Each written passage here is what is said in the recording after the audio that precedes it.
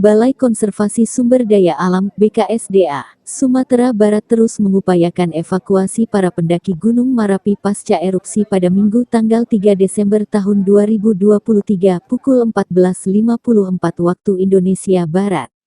Sejumlah tim gabungan terus dikerahkan guna menjemput para pendaki yang saat ini masih terjebak pada beberapa titik pendakian.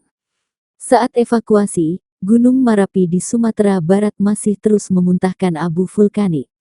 Badan SAR Nasional, Basarnas, menyebut bahwa kondisi tersebut membuat tim kesulitan melakukan evakuasi sejumlah pendaki yang masih terjebak di atas gunung.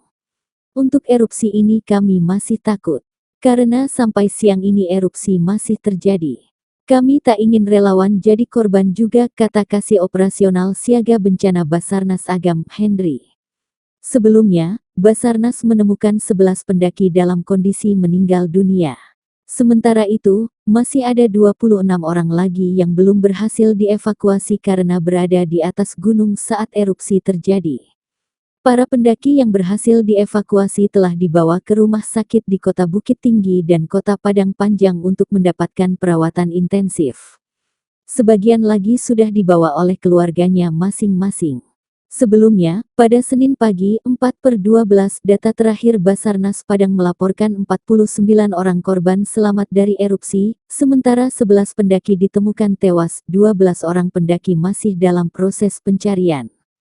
Saat itu Kepala Kantor SAR Padang Abdul Malik mengatakan, tim SAR masih mendata nama-nama korban yang tewas dalam musibah Gunung Marapi. SAR juga telah merilis nama-nama korban selamat.